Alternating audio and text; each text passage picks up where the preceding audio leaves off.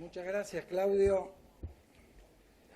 No sé si merezco tus palabras y si es del todo satisfactorio merecerlas, porque de alguna manera uno vive entre la intranquilidad y la desconfianza y todo esto produce una ansiedad permanente de ser crítico que no es compatible a veces con un estado de felicidad. Pero bueno, es a veces lo que a uno le toca. Yo realmente en este congreso hay muy buenos oradores, excelentes, y no tenía la intención de tener una conferencia, pero los miembros del comité científico me lo pidieron especialmente. Federico Well fue uno de los incitadores principales, así que finalmente terminé por aceptar y hasta me propusieron el título que yo después terminé de redondear. Así que voy a compartir esta responsabilidad con los responsables intelectuales. Yo lo que les pido es también que esto va a ser una presentación crítica y les pido que ninguno se sienta en forma personal afectado porque todos provenimos de un sistema que tiene puntos criticables y las cosas que pueden o no están bien o ser expuestas o presentadas por mí en el día de hoy no quiero que resulten hirientes para nadie, sino simplemente una crítica a la nutrición y no al nutricionista. A la nutrición como concepto de nutrición, a la nutrición como todo ese conjunto de conocimientos que nos han transmitido y que de alguna manera hay que ir actualizando. El primer slide, que es nutrición no basada en la evidencia, pero así es en todos. En general nos estamos manejando sin evidencias, creyendo que las tenemos.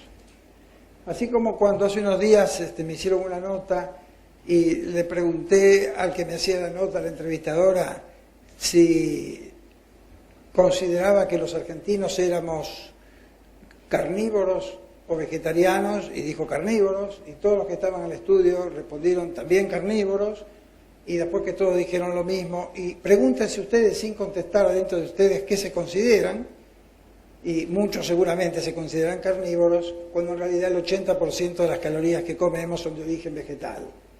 O sea, que somos casi vegetarianos. No lo sabemos y nos consideramos carnívoros. O sea, que nos consideramos carnívoros sin tener evidencia. Pero bueno, puede ser que algún periodista lo haga y no tiene mucha responsabilidad, pero si un nutricionista que se consideraba carnívoro de golpe se da cuenta que vivió varios años equivocado, se va a sentir mal. Entonces yo les pido disculpas. Si esto les puede generar algún tipo de angustia o de disconfort, no es la intención, pero peor es seguir sin ver la realidad. Bueno, entonces como así hacen todos, me encontré con Così fan tutte, que es una obra de teatro con la letra de Lorenzo da Ponte y la música de Mozart, que se refiere al comportamiento humano, que todos hacen lo mismo, ¿no? Y sobre eso versa la obra. Entonces me pareció que podía servir para comenzar esta presentación. Nosotros hemos llegado a un modelo alimentario no casualmente, sino apoyados en algunas afirmaciones, y esas afirmaciones un poco las vamos a revisar. ¿Cómo llegamos a este momento y cuáles son los pilares? La nutrición clásica, y en general los nutricionistas clásicos, solemos proponer y aceptar que las grasas totales, las saturadas y el colesterol alimentario intervienen casualmente en enfermedad cardiovascular, diabetes, síndrome metabólico, obesidad y cáncer, cuyas tasas serán reducidas por dietas bajas en grasa. Segundo punto es la propuesta que los PUFA son protectores vasculares.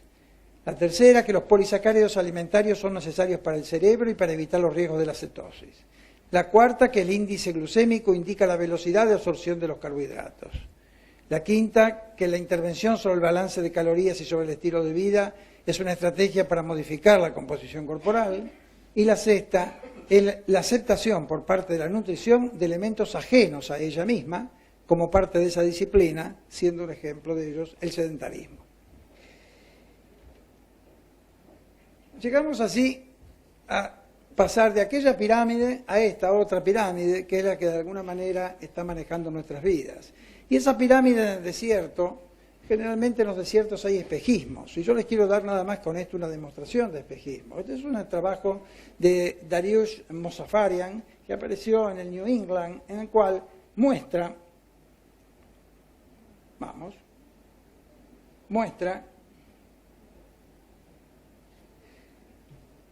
la evolución del peso corporal de la población estudiada acá, que es el estudio de las NERS y el estudio de los profesionales, cada 4 años. Y se nota que asociado con el consumo de este tipo de alimentos, se produce ganancia de peso en una magnitud proporcional a la extensión de esta línea. Y con estos otros se produce una disminución de peso igualmente cada 4 años. Sin embargo, acá hay una falacia, que aportando calorías a partir de cualquier tipo de alimento, no se puede producir pérdida de peso, a menos que esas fueran calorías negativas, cosa que hasta ahora no se ha demostrado que existan. O sea, que si esto se asocia con menor ganancia de peso corporal o pérdida de peso corporal, es porque en realidad están funcionando como marcadores de un estilo de vida distinto, y en realidad es porque han reemplazado a otras cosas que han dejado de ser comida. Sin embargo, uno esto lo podría leer como que el consumo de frutas o de granos enteros o de vegetales produce pérdida de peso, cosa que puede resultar un espejismo, y es una de las cosas con las cuales tenemos que estar atentos para no caer en este tipo de confusión. El otro punto es el colesterol alimentario como actor causal en la enfermedad cardiovascular. Bueno, esto es un punto que ya está bastante aclarado. Nosotros sabemos hoy que el colesterol alimentario no tiene que ver con la enfermedad arterial cardiovascular, y además sabemos que hay un límite para la absorción de colesterol, y aunque esto no existiera, cada 100 miligramos de colesterol alimentario, la colesterolemia total aumenta 2 a 3 miligramos, incluyendo HDL. De esta manera, si comiéramos en lugar de 300, 600 miligramos diarios de colesterol, nuestra colesterolemia aumentaría entre 6 y 9 miligramos, cosa que obviamente no puede poner en riesgo la vida de nadie. El otro punto es que hemos modificado el esquema alimentario previo al año 1950 en base a la creencia de que las grasas saturadas tenían que ver con enfermedad cardiovascular, diabetes, síndrome metabólico, obesidad y cáncer. Y vamos a ver que en este estudio, que es un extracto, digamos, de lo que es el estudio de los 7 países, se ve que mayor consumo de grasa saturada se produce mayor mortalidad cardiovascular. Sin embargo, este es un estudio muy cuestionado, extremadamente cuestionado, porque de 22 países que fueron inicialmente estudiados, solamente quedaron 7, que son los que corresponden a esta línea, en donde se ve una correlación entre grasa saturada y mortalidad cardiovascular, pero sin embargo no se tiene en cuenta esta otra línea, en el cual con el mismo consumo de grasa la mortalidad cardiovascular es diferente. Así vemos que, por ejemplo, en Finlandia tiene el mismo consumo de grasa saturada que Francia, y sin embargo la mortalidad cardiovascular es muy distinta. O sea que con el mismo nivel de argumentación que se sostiene que hay una relación lineal entre consumo de grasa y mortalidad cardiovascular, en varones se podría argumentar que no hay ninguna asociación cardiovascular. Esto realmente es una elección y no tiene que ver con criterios de verdad en estadísticas. Y además el estudio fue hecho en varones. O sea que, de ser válido, los que deberían haber suprimido las grasas saturadas, si estas se hicieran mal, era solamente la población masculina. Así que las mujeres también pagaron el precio de los defectos que podríamos tener los varones y que afortunadamente tampoco los tuvimos. Sin embargo, y dejando ya de criticar el estudio de los 7 países, tenemos estudios actuales como el metaanálisis de Siri Tarino, la revisión sistemática de evidencia soportando los factores de enfermedad coronaria demente y el estudio randomizado de SCIF sobre la evidencia de mortalidad cardiovascular y grasas. En el primero de ellos, que es el de Siri Tarini, publicado en el 2009, se hace el análisis de todos estos estudios, el de la Western Electric, Honolulu, Ireland, Fairfield, y bueno, son muy importantes, son 10 estudios, y no se ha conseguido demostrar, a través de metodología apropiada, que exista asociación significativa entre ingesta de grasa saturada y enfermedad cardiovascular. Realmente esto fue un golpe muy duro, y este estudio fue sometido a su vez a críticas para encontrarle fallas metodológicas que hasta ahora no han podido ser demostradas. La revisión sistemática hecha por Mente y colaboradores, aparecida en los archivos de medicina interna, muestran no asociación causal entre factores dietarios y enfermedad coronaria en 146 estudios prospectivos y 43 ensayos clínicos, hechos entre 1950 y 2007. O sea, no hubo asociación causal entre ingesta de grasas totales y saturadas y enfermedad coronaria. Y finalmente, el estudio de Skiff, en donde muestra ingesta de grasa total y enfermedad coronaria, y acá vemos dónde está. Cuando se hace el metaanálisis del estudio de Framingham, del SuperHeart, el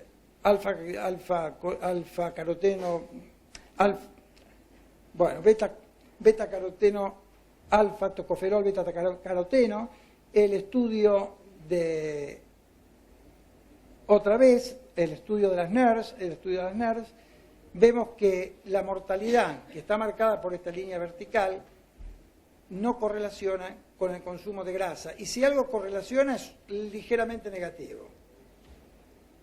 Cuando lo hacemos con grasa saturada y enfermedad coronaria, nos da igual. Vemos que no hay movimiento del resultado final ni hacia la derecha ni hacia la izquierda de la línea de base, demostrando que no hay relación, que no hay modificación de la mortalidad por enfermedad o que no hay enfermedad coronaria relacionada con ingreso de grasa saturada.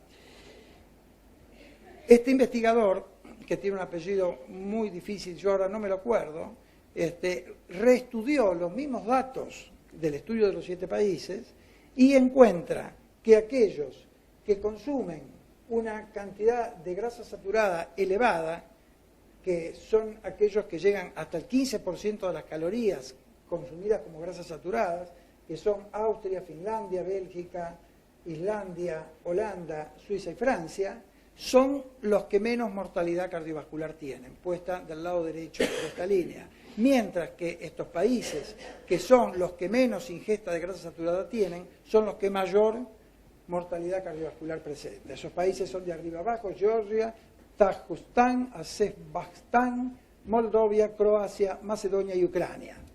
Estos son los mismos datos que antes dieron otros resultados.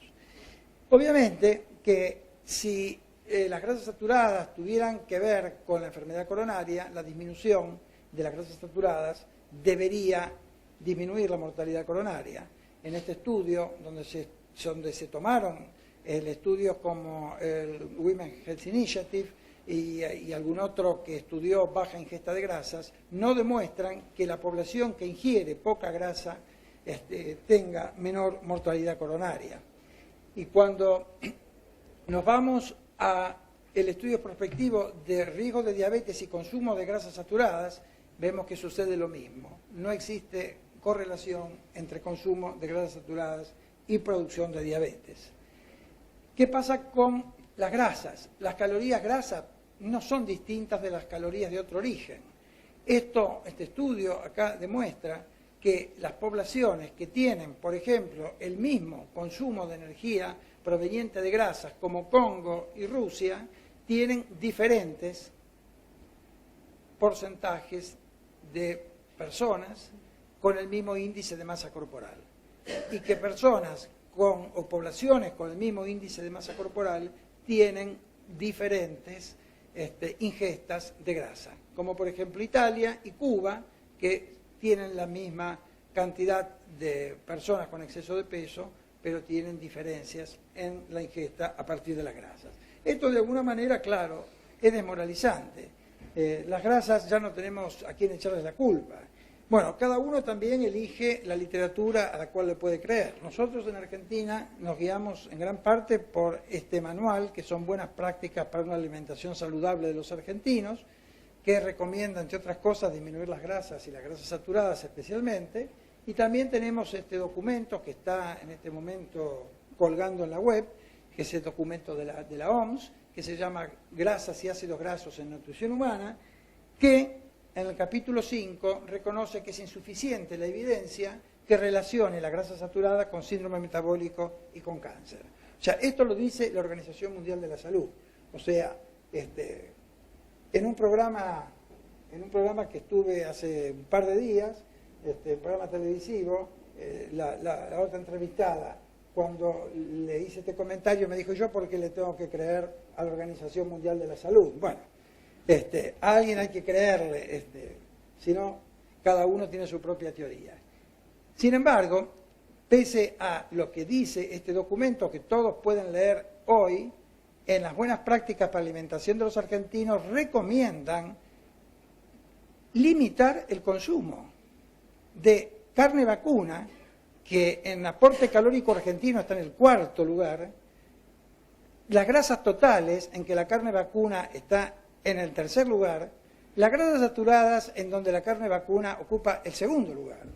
O sea, la pregunta es, si realmente las grasas saturadas fueran dañinas, ¿por qué no reducir aquellas que están en el 1er lugar?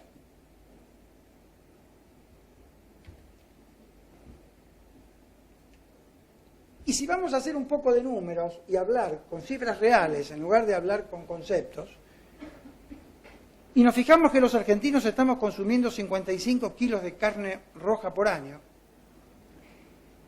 y que la recomendación de grasa saturada para una dieta teórica de 2.000 kilocalorías corresponde al 10% del requerimiento energético diario, o sea, 22 gramos de grasa, en el año 2011, 55 kilos representan el consumo de 3 kilos 850 gramos de grasa en todo el año, considerando que esa carne tuviera un 7% de grasa, que es una cifra bastante alta, pero de esa grasa la mitad es grasa saturada, o sea que de grasa saturada estamos comiendo 1 kilo 950 al año, que dividido por 365 nos da 5 gramos por día. Y entonces la pregunta es, ¿cuál es la importancia de comer 5 gramos menos por día de grasa? ¿Y en cuánto va a cambiar esto? Que en realidad es el 23% de los 22 gramos que nos permite la Asociación Americana del Corazón.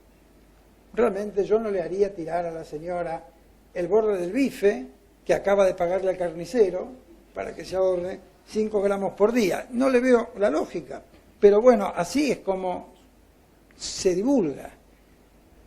Bueno, esto lo pongo porque estaba en una revista, me pareció muy bueno, salió en el British Journal Medical, ¿no? En donde la serpiente que representa la sabiduría en medicina, justamente descolgándose del árbol de la sabiduría, le da un remedio que en realidad es un fruto.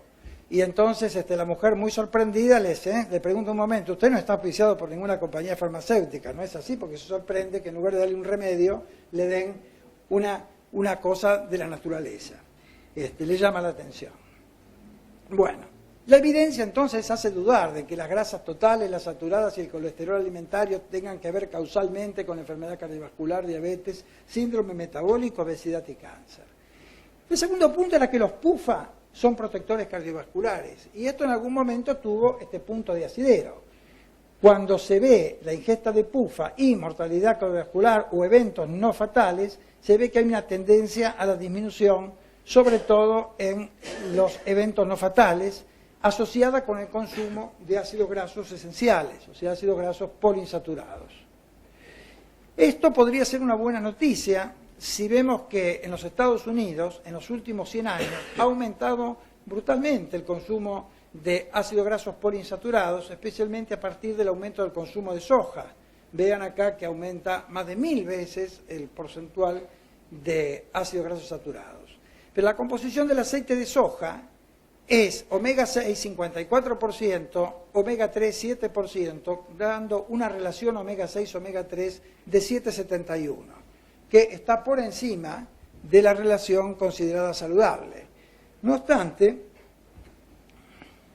el aceite de soja es considerado como un proveedor de omega 3 y no como un proveedor de omega 6, cuando en realidad provee 7 veces más omega 6 que omega 3. Es una curiosa forma de ver el mundo. Pero si vamos a los datos reales y concretos, los datos duros, yo conseguí esta estadística del año 2007, en donde cuando se suma el consumo per cápita de aceite de girasol más el de soja, suman 24 kilos por año. O sea que los argentinos estamos comiendo 24 kilos por año de distintos aceites como agregados o incluidos en algunas preparaciones culinarias. Y cuando nos fijamos en la composición del aceite de girasol y del aceite de soja y hacemos un promedio, podemos calcular que más o menos el 60% son ácidos grasos omega 6. ¿Cuál es la ingesta ideal de PUFA para 2.000 kilocalorías para el 10% de requerimiento energético diario? Son unos 22 gramos. El 60% de omega 6 serían 13.2 gramos. Eso sería la ingesta ideal. La ingesta real de 24 kilos dividido 365 días son 65 gramos de estos aceites diarios. El 60% de estos aceites es omega 6, o sea 39 gramos. Si el máximo aceptado era 13 y estamos comiendo 39, tenemos un exceso de más 25 gramos de ácidos grasos omega 6. Hecho poco comentado en los terrenos de la nutrición nacional. La relación de ácidos grasos de esta mezcla es 19.6 a 1, que coincide con lo que suele pasar en las grandes urbes, que la relación omega 6 omega 3 está 10-20 y hasta 40-1 como en algunas ciudades vegetarianas de la India. Si los PUFA fueran realmente protectores, igualmente no tendríamos demasiados problemas con una cuestión aritmética. Pero acá lo que se ve, tomando los mismos datos del estudio de los 25 países por William Lantz, que es otro investigador candidato al premio Nobel, demuestra que la mortalidad cardiovascular se produce en relación al aumento de ácidos grasos omega 6 en la membrana celular. Entonces, a medida que esta población, esta que está en círculo negro, es la población de Creta, que sabemos que tiene menor mortalidad cardiovascular, le sigue la de un sector de Europa, le sigue la de Serbia, le sigue la de Estados Unidos, y finalmente la del norte de Europa. Estas progresivamente van consumiendo más omega 6, los fosfolípidos de sus membranas celulares tienen más omega 6 y esto coincide con el aumento de la mortalidad en función del aumento de la colesterolemia. Cuando uno mide los fosfolípidos circulantes, estos correlacionan con los dietarios, o sea, que si uno puede saber la cantidad dietaria de omega 6, en este caso de ácido linoleico, puede predecir la cantidad de ácidos omega 6 de larga cadena en los fosfolípidos celulares y esto guarda una relación con la mortalidad cardiovascular. Y ahí, de alguna forma, puede estar explicada el aumento de la mortalidad. Pero hasta ahora teníamos que los PUFA parecían protectores cardiovasculares y estos estudios que están citados acá y que son de la prensa internacional demuestran que si esta es la línea de base, el consumo de PUFA produce una disminución de la mortalidad. Sin embargo, acá está contando omega 3 y omega 6. Cuando desagregamos los omega 6 de los omega 3, vemos que los omega 6 solos, desprovistos de su acompañamiento de omega 3, producen un 13% más de infarto y de mortalidad cardiovascular. O sea, se asocian con mayor infarto y mortalidad cardiovascular. Por eso que decir PUFA, de alguna manera, enmascara el efecto del omega 6 detrás del efecto protector de los omega 3. No solo tiene que ver con mortalidad cardiovascular, sino también se los ha asociado con la producción de estados inflamatorios crónicos que pueden terminar en una progresión al cáncer. Entonces, de alguna manera, si las dos principales causas de muerte que tiene la sociedad occidentalizada son la enfermedad cardiovascular y el cáncer, no debemos dejar pasar por alto algo que estamos consumiendo en cantidades excesivas con respecto a los mismos datos que nos da la Asociación Americana del Corazón. El tercer punto es que los polisacáridos alimentarios son necesarios para el cerebro y para evitar los riesgos de cetosis. Está fuera de discusión que algunas zonas del cerebro necesitan los polisacáridos, pero no los alimentarios, necesitan glucosa. Entonces, Esto es una confusión que generalmente nos hace pensar mal, nos hace pensar equivocadamente. Fíjense, esto es una comida, esto es la glucemia, y a las 2 horas después de haber comido, ya la glucosa que está en la sangre no tiene nada que ver con la alimentación. Proviene del glucógeno o proviene de la gluconeogénesis. A las 3 o 4 horas post comida, ya lo alimentario no tiene nada que ver. O sea que la glucosa alimentaria no tiene que ver con la glucosa que consume el cerebro. La glucosa que consume el cerebro la produce el organismo y puede o no ser la misma que la alimentaria, pero no es una condición necesaria ni obligatoria. Acá vemos cómo se mantiene la producción de glucosa por parte del hígado a medida que va cayendo el glucógeno hepático y a medida que va aumentando la gluconeogénesis. Cuando estamos en este punto, vemos que es innecesario el aporte de glucosa exógena para que aquellas zonas del cerebro que necesitan glucosa sigan funcionando normalmente. En estado de alimentación ad libitum, con una alimentación como la de la pirámide, el tejido nervioso consume aproximadamente 100 gramos de glucosa por día. Esto le podría suceder, por ejemplo, a alguien que coma como Homero Simpson. Este tipo de alimentación hace que el cerebro consuma 100 gramos de glucosa por día. Y de privar al cerebro de cetonas lo hace dependiente de glucosa. O sea, cuando uno come hidratos de carbono, cesa la producción de cetonas y el cerebro depende entonces de la glucosa porque no tiene cetonas para consumir. En estado de ayuno, el 30 gramos por día del cerebro de glucosa consume el cerebro y el resto es provisto por beta-hidroxibutirato. Acá se ve el ayuno y se ve cómo aumenta el beta-hidroxibutirato en la sangre. Ya en el segundo día tiene un aumento importante y empieza a cruzar la barrera hematoencefálica. Y acá vemos cómo va aumentando en el cerebro el beta-hidroxibutirato y se va convirtiendo en el reemplazante de la glucosa para todas aquellas zonas que no son obligatoriamente dependientes de glucosa. Acostumbrar al cerebro a las cetonas permite ahorrar glucosa y proteínas. O sea que si yo tengo un cerebro que está funcionando bajo un régimen alimentario que lo pone en estas condiciones, voy a utilizar menos glucosa y voy a precisar menos proteínas para sintetizar glucosa, por lo tanto voy a proteger el consumo de aminoácidos. Esto es lo que le pasa a estos esquimales, que saben poco de metabolismo, pero que viven toda su vida sin probar un gramo de glucosa, y no les pasa nada. Obviamente, esto es un hecho que parece estar desconocido por la mayor parte de la medicina occidental. Y si no es necesaria la glucosa alimentaria para evitar o para aportar la glucosa que el cerebro necesita, tampoco está demostrado que las cetonas sean peligrosas para el organismo.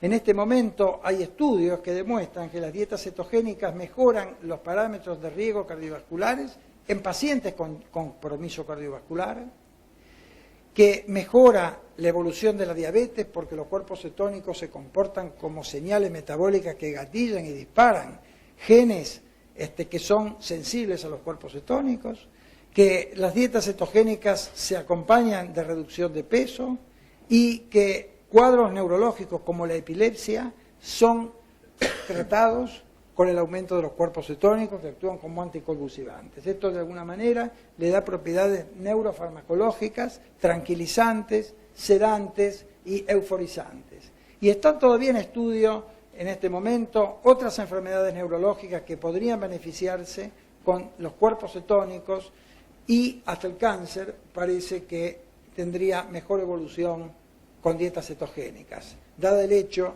de que las células tumorales tienen un altísimo consumo de glucosa por glucólisis anaeróbica.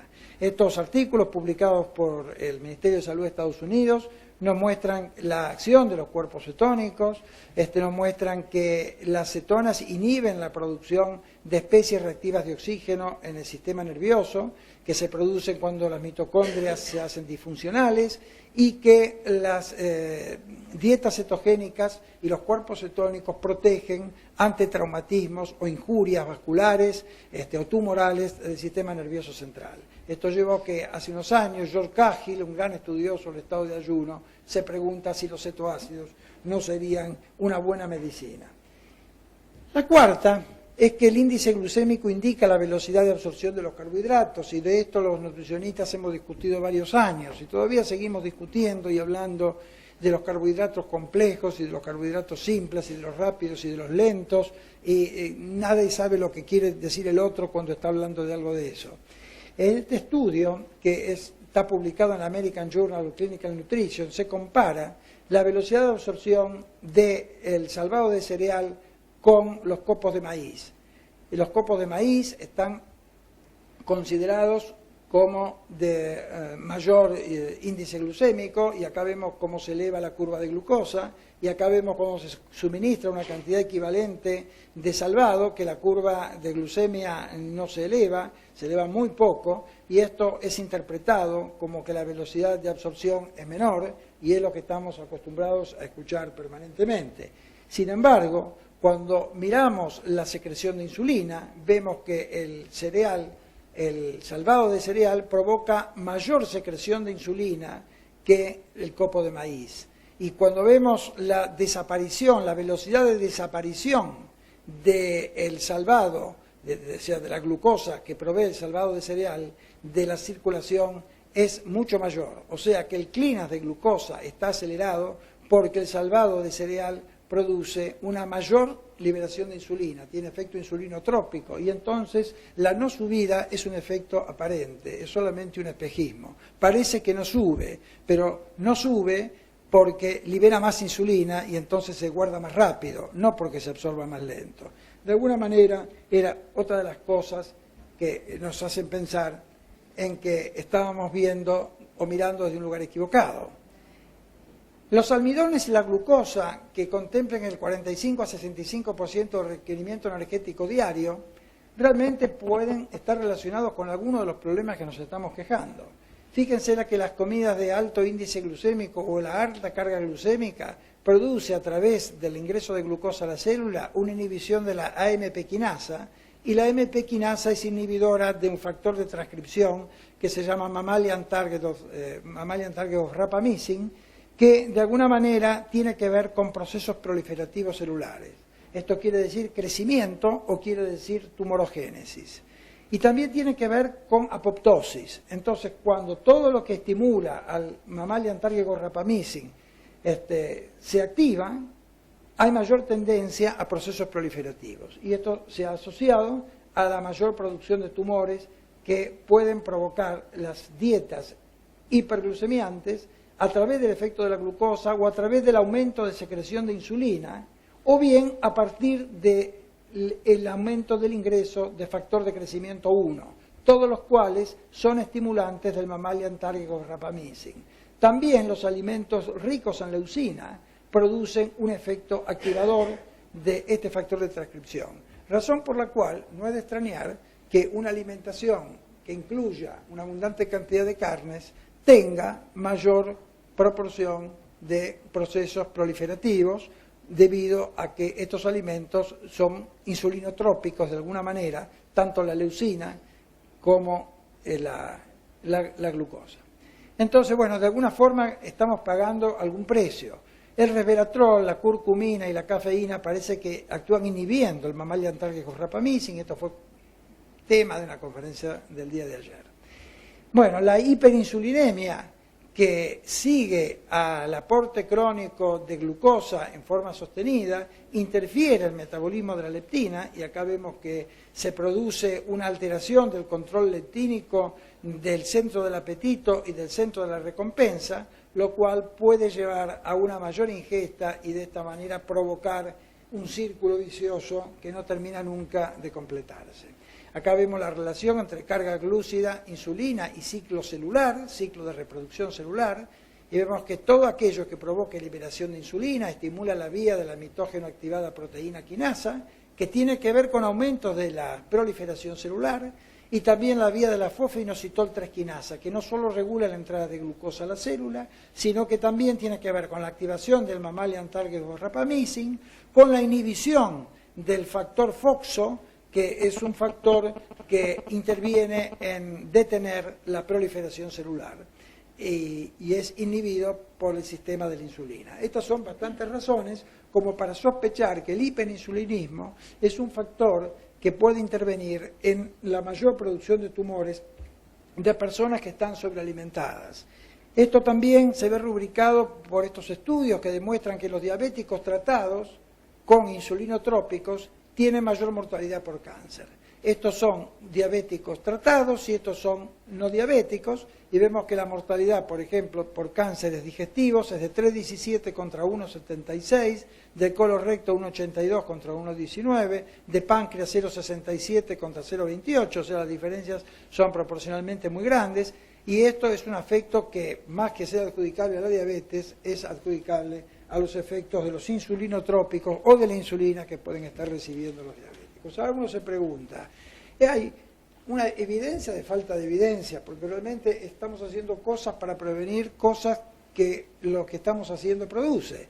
Entonces, uno dice, ¿y yo por quién me guío? Y no voy a decir como mi colega que no le voy a creer a la Organización Mundial de la Salud, le voy a creer al mismo documento que le creen todos, que es el IOMS, el Instituto Nacional de Ciencias de Estados Unidos, que es de alguna manera la Biblia de la nutrición. Todos cuando quieren tener razón dicen el IOM lo dijo.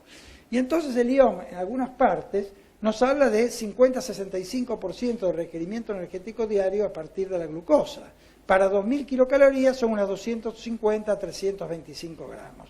Pero en la página 275, que yo creo que nadie llega hasta la 275 cuando el dato está en las primeras páginas. Entonces, ¿quién va a llegar a 275? Pero la 275 dice que, por ejemplo, en Alaska, los nativos de Alaska, de Groenlandia, los inuits y los indígenas de las Pampas, o sea, nos nombran a nosotros, pónganse orgullosos, viven sin comer carbohidratos. Y acá yo les resalté lo que dice en este párrafo, que el límite inferior para la salud, límite inferior de carbohidratos para la salud es 0, que la cantidad de carbohidratos para salud óptima es desconocida y que las dietas libres de carbohidratos no tienen efectos sobre la salud ni sobre la longevidad. Eso lo dice el IOMS. Ustedes dirán, ¿y esto pero cómo se entiende? ¿Es un oxímoron? Y bueno, es un oxímoron. ¿Qué vamos a hacer? Por lo menos no lo escribimos nosotros, el oxímoron. Pero uno tiene derecho a creer una parte o a creer la otra, uno puede elegir lo que cree. Le dan todas las opciones, realmente es muy democrático el documento. Elija lo que más le guste. Muy bien, la quinta es que la intervención sobre el balance de calorías y sobre el estilo de vida son estrategias para modificar, útiles para modificar la composición corporal. Y todo esto se basa mucho en la primera ley de la termodinámica. O sea, el soporte de esto es newtoniano. Primera ley de la termodinámica, que es la energía no se crea ni se destruye, se transforma. En eso estábamos todos de acuerdo. Cuando yo cursé química biológica y cuando fui ayudante muchos años y cuando fui ayudante y jefe de trabajo práctico de nutrición, repetía esto, enseñaba esto y a mí me habían dicho que era así. Ahora, ya que me olvidé de aquello y como me olvidé puedo pensar otras cosas. Y entonces digo, si la primera ley de la termodinámica fuera aplicable tal como se enuncia, la comida sería innecesaria. Porque si la energía que gasto no se descrea ni se destruye, entonces la puedo utilizar. Y si la vuelvo a utilizar, no necesito comerla. ¿Cómo no se me ocurrió esto hace 25 años? Que viví en medio de la penumbra, creyendo en la primera ley de la termodinámica. Pero no es que la primera ley de la termodinámica no exista. Existe, pero no es aplicable al ser humano.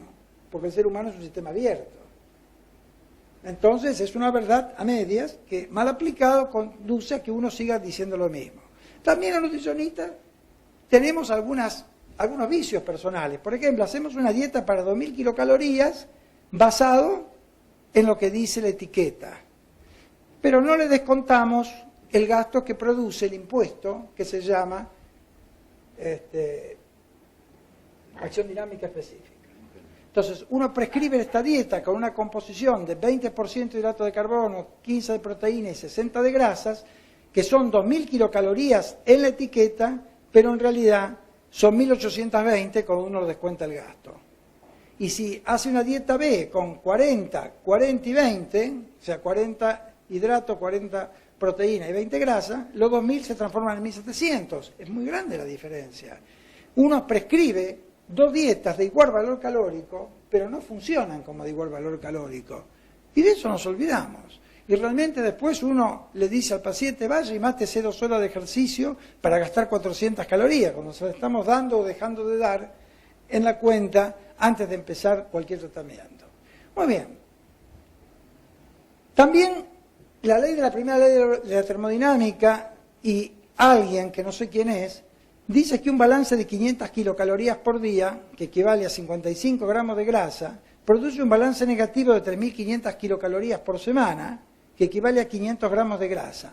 Por lo tanto, un balance negativo de 500 kilocalorías diarias producirá una pérdida de peso de unos 2 kilogramos por mes. Eso, de alguna forma, es lo que todos aprendimos, lo que se repite mucho. Yo no voy a insistir con el Lucas Head, pero Lucas Head demostró que esto no funciona, porque no hizo una reducción de 500 kilocalorías. Directamente le dio de 1.200 a 1.800 kilocalorías a un grupo de diabéticos, obesos, con un peso promedio de 100 kilos, y los diabéticos obesos pesaron, después de 10 años, 94. Y los controles, a los que no le hicieron nada de eso, pesaron 96. O sea, esto es mucho menos que 500 kilocalorías menos. Sin embargo, no perdieron 2 kilos, lo menos consiguieron perder más de 2 kilos en 10 años. Realmente, esto parece que en algún punto tiene alguna falla y que no se cumple. Y podría ser, porque si una persona de 100 kilos con un gasto de 3.500 y con una dieta de 3.000 hace un balance negativo de 500 kilocalorías, va a perder 24 kilos al año, o sea, 2 kilos por mes. Y va a llegar a los 76 kilos al cabo del año. Y en 5 años va a pesar menos 20 kilos, o sea, va a tener peso negativo. Cosa que no ocurre. Y yo desafío a cualquiera de los que esté acá que le dé 500 kilocalorías menos a alguno de sus pacientes y va a ver que después de perder unos kilos, no pierde más. Entonces, eso pasa en los primeros kilos. ¿Por qué seguimos repitiendo esto de la regla de las 3.500? No lo sé. Es como creer en milagros. Pero vieron que no pasan los milagros. Ni los pollos creen en los milagros. Fíjense, por ejemplo, estos dos pollos se preguntan si no habrá nada que ver con la eficiencia metabólica, que es la segunda ley de la termodinámica. Este pollo era el pollo del año 1939 listo para consumo. Este es el pollo del año 1993 listo para consumo. Uno parece el padre del otro. Entonces parece que se lo va a comer al otro pollo, de la forma que lo mira. Ahora, ¿cómo llegan acá? Bueno, en el año 1925, llegar al pollo para consumo llevaba 112 días, ahora lleva 46. O sea, en la tercera parte del tiempo conseguimos el pollo apto para consumo. Pero aquel pollo que tardaba 112 días pesaba 2,5 libras, y el pollo que hoy tarda 46 días, 5 libras. O sea que no solo tardó 1/3 del tiempo, sino que tuvo el doble de peso en 1/3 del tiempo, lo cual sería como 6 veces más. Y además, el peso de la comida, que lo llevó a esa ganancia de peso, pasa de 18 a 5, o sea, pasa de 4,7 a 1,9.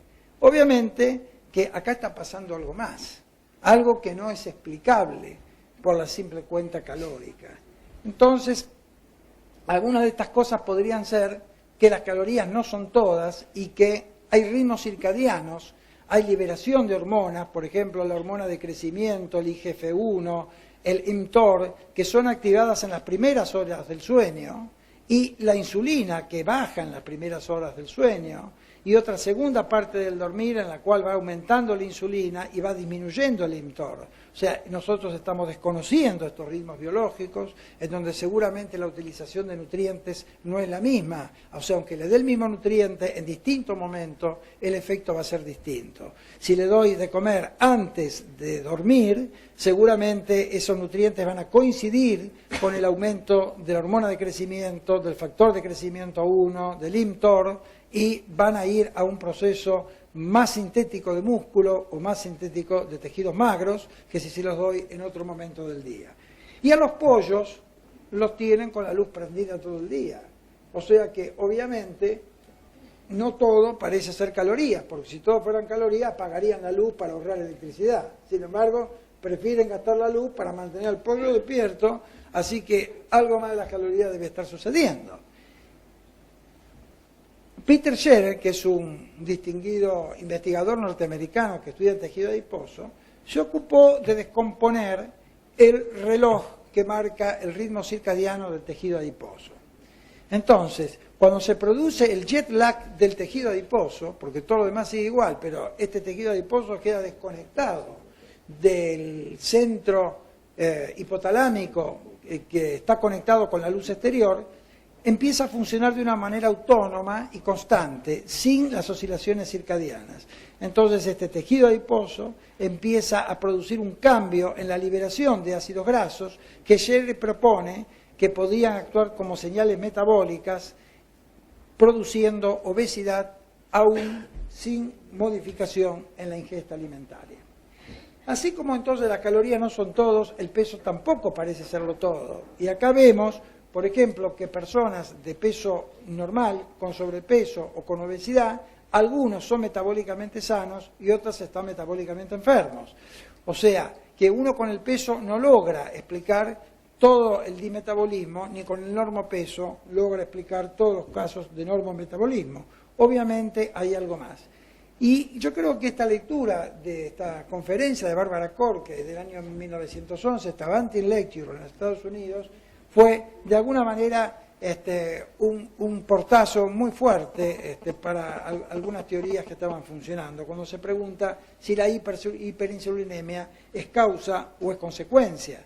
Y ella propone de que un factor X causa una hipersecreción de insulina en la célula beta y que la hiperinsulinemia puede conducir a la obesidad y la diabetes, la hiperinsulinemia crónica también a la insulinoresistencia, a la obesidad y la diabetes, o directamente la hipersecreción, o sea, el hiperinsulinismo, a la obesidad y la diabetes. Esto de alguna manera es dar vuelta el carro y ponerlo de nuevo delante del caballo. Ahora, ¿cuál es el factor X? ¿Existe el factor X o es simplemente una hipótesis? Bueno, Bárbara midió el efecto del monoglicerato, que es un emulsionante que se encuentra en muchos alimentos y que están entre las letras chiquitas, esas que están abajo de todo el envase, y ve que con distintas concentraciones de monoglicerato, pero siempre aquellas que son comparables a los que existen en los productos alimentarios, produce aumento de la insulina basal. No del pico de insulina que responde a las comidas, sino la insulina que tenemos durante todo el resto del día que estamos en ayunas. Somos hiperinsulinémicos basales, pero también lo producen la sucralosa, acá se ve, y el aspartame. O sea que llevan al individuo a un estado sostenido de hiperinsulinemia. La defensa del aumento de insulina, para no caer en hipoglucemia, es el aumento de la resistencia a la insulina. Y entonces, estas sustancias que no son calóricas, pero que tienen actividad química, son capaces de modificar el funcionamiento endocrino de tal manera que inducen hiperinsulinismo, insulinoresistencia, y el hiperinsulinismo dirige el exceso de nutrientes hacia la síntesis de tejido adiposo. Y ahí puede empezar la historia. Entonces nosotros no debemos sorprendernos que juntamente con los edulcorantes no calóricos, la epidemia de obesidad haya explotado como nunca antes lo había hecho en los últimos 50 años. Entonces, ¿no será que nos está sucediendo lo de los pollos? Porque yo realmente, a mí no me dan las cuentas para explicarle a mis pacientes, un poco lo que decía Alex, un poco lo que preguntabas vos, Karina, no me dan las cuentas para explicarle por qué pesan más de lo que ellos se merecen, por qué pesan más de lo que a mí me da la cuenta cuando le hago el recuento alimentario, por qué no pierden el peso de acuerdo a lo que yo calculo cuando dicen que comen lo que comen, y es cierto. No estarán funcionando, no estarán actuando otros factores si nosotros seguimos hablando únicamente de las calorías. No tendrá que ver el efecto insulínico que nos proponía Barbara Corke. No habrá efectos esteroideos que no están detectados o registrados. Serán efectos de emulsionantes. Serán los bifenoles y ftalatos liberados por los plásticos de los envases que están presentes en la orina del 94% de los adultos norteamericanos y que los llevaron ahora a prohibir las mamaderas de plástico y reemplazarlas nuevamente por las de vidrio.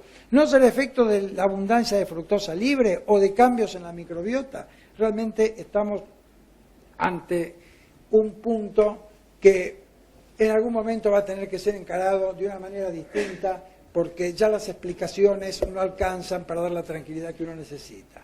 Por último, la aceptación de elementos ajenos a la nutrición, el sedentarismo. A mí como nutricionista me choca lo del sedentarismo porque no tuve ninguna materia en la carrera, en el currículum, que tuviera que ver ni con movimiento ni con sedentarismo. No es comestible, no se digiere, no forma parte del cuerpo. Realmente puedo entender todo lo que se dice, pero no me parece que deba estar incorporado como un elemento de la nutrición. Sin embargo, es lo primero que generalmente salta en los discursos.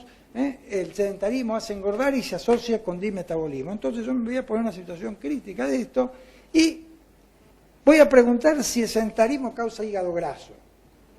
Porque muchos pacientes que me vienen a ver son sedentarios y tienen hígado graso.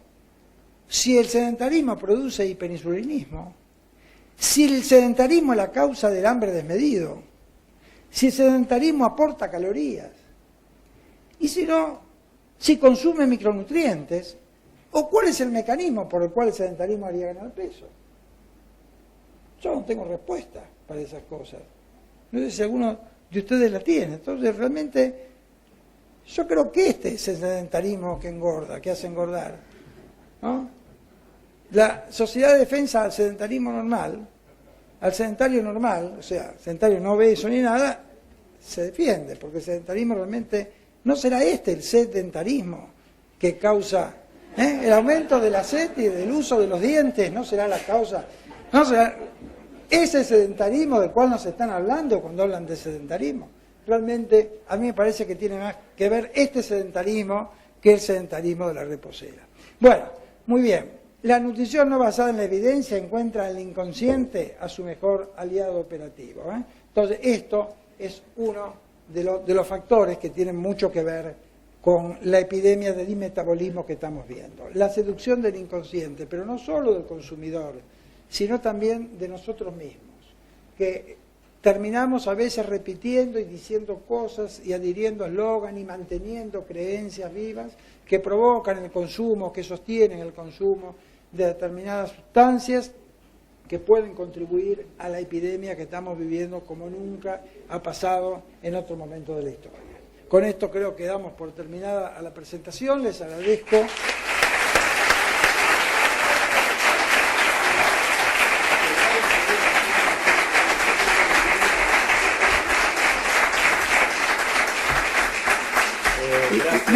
Me disculpo por la sensación de a veces que uno siente, ¿no?, de desconcierto, ¿no?, cuando reciben este tipo de mensajes. Pero bueno, me parece que es lo mejor que podemos hacer, empezar a reconocer la verdad, o por lo menos buscarla. Gracias, Julio. Yo le dije que es desafiante y que es crítico. Ahora, si no habría gente que criticaría así, la ciencia estaría 1000 años, 10.000 años atrasada, porque gracias a lo que critican, gracias a que un Galileo Galilei criticara ciertas cosas y hubo cambios en la ciencia. Así que gracias, Julio. Sé que estamos en tiempo, pero no podemos permitirnos 5 minutos de preguntas. Pero no se vayan, que viene lo mejor, hay un sorteo de un auto después del acto.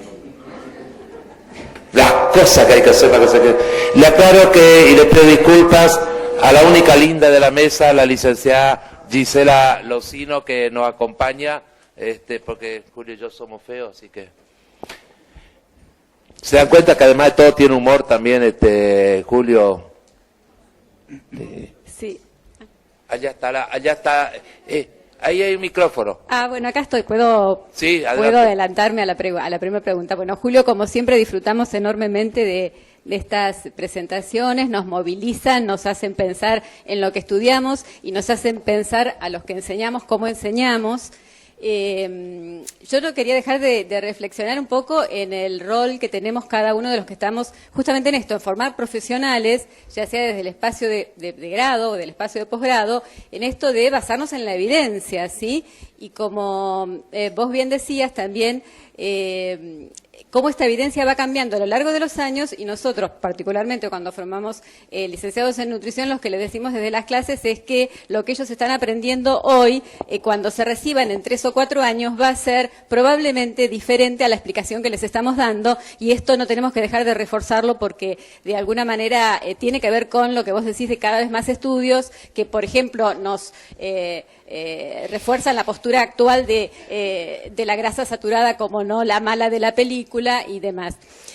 Por otro lado, también la complejidad que tiene la lectura de los documentos, las Biblias del documento de la FAO, el documento del National Research Council, o del IOM, mejor dicho, y un poco aclarar algo respecto a la recomendación de los carbohidratos, ¿sí? Estos documentos hacen toda una presentación respecto a poner en tema, antes de la recomendación de un nutriente, por eso esta recomendación de cero necesidad de carbohidratos en los esquimales, pero están basadas las recomendaciones para los ciudadanos tipo de Estados Unidos y de México, que es para las que están formuladas estas recomendaciones, y ellos hablan de un requerimiento promedio que cubre la mitad de las recomendaciones de necesidades de hidratos de carbono para el ciudadano norteamericano, que está en el orden de los 100 gramos, para satisfacer la oxidación de glucosa a nivel cerebral, y esto se le suma un margen de seguridad, es decir, que también un poco el documento cada uno lo va interpretando de acuerdo a la postura que toma respecto a la consejería.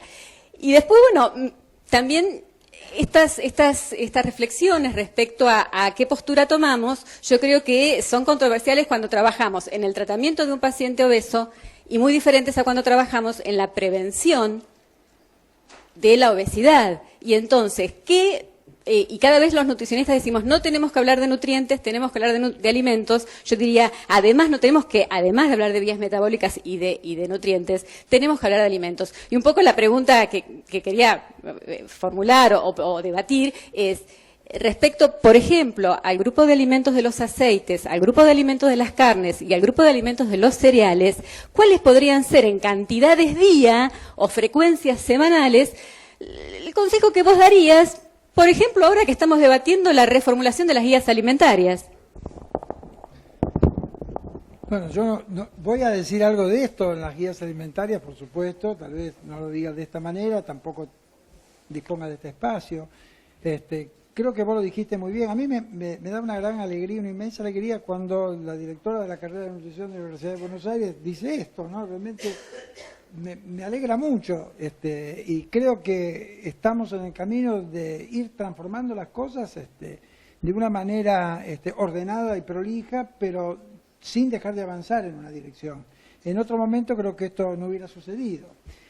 Así que me alegra mucho escucharte. Y bueno, dentro de tu discurso mencionaste algo que es muy valioso, que es que las recomendaciones nutricionales son dadas según la población, con lo cual estamos diciendo que no hay una sola recomendación nutricional, que todas pueden ser igualmente útiles y que entonces no tenemos que ser rígidos.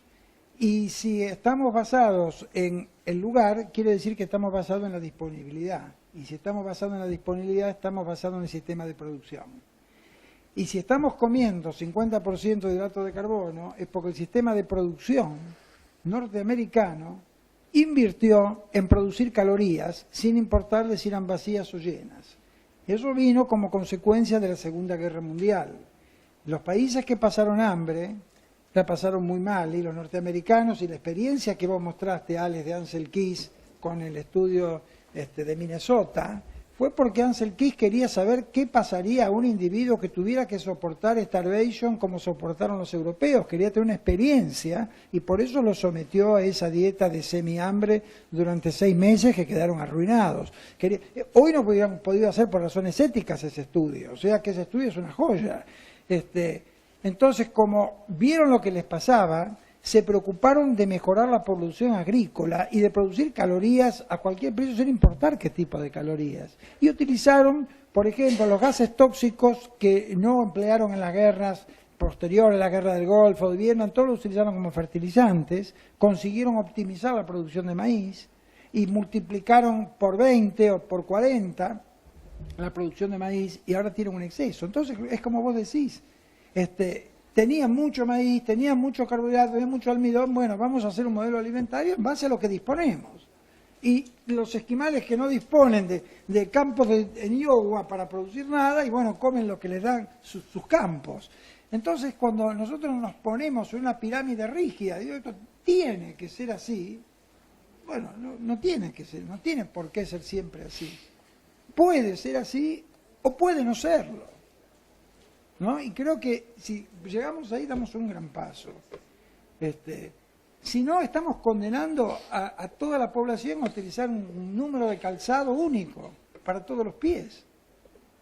Y a alguno le va a quedar grande y a otro le va a quedar chico, ¿no? Entonces, bueno, me parece que esa es, no sé si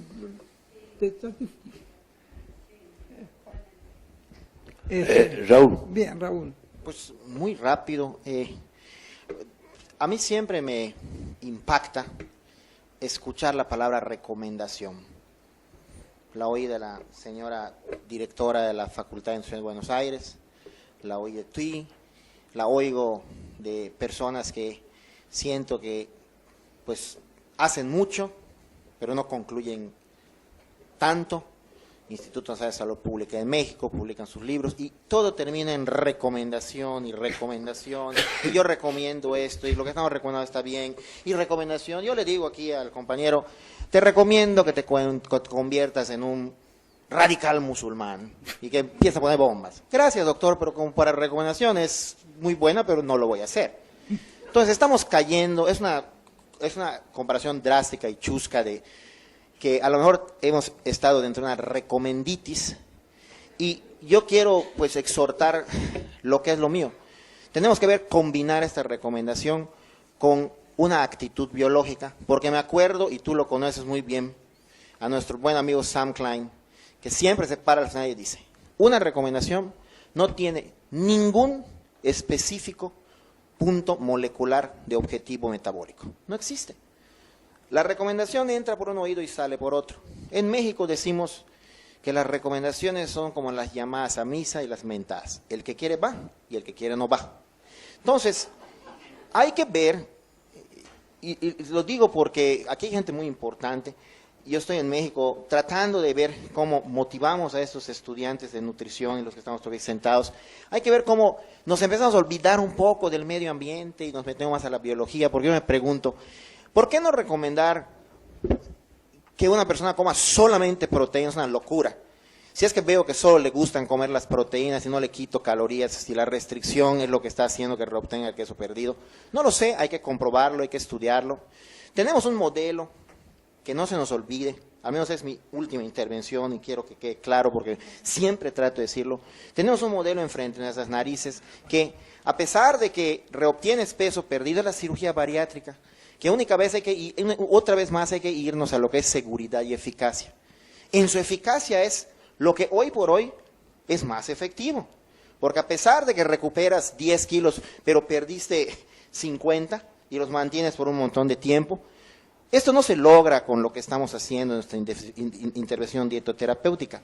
Y el modelo existe y funciona porque se modificaron las pautas biológicas de cómo el cuerpo lee la entrada de nutrientes a su organismo.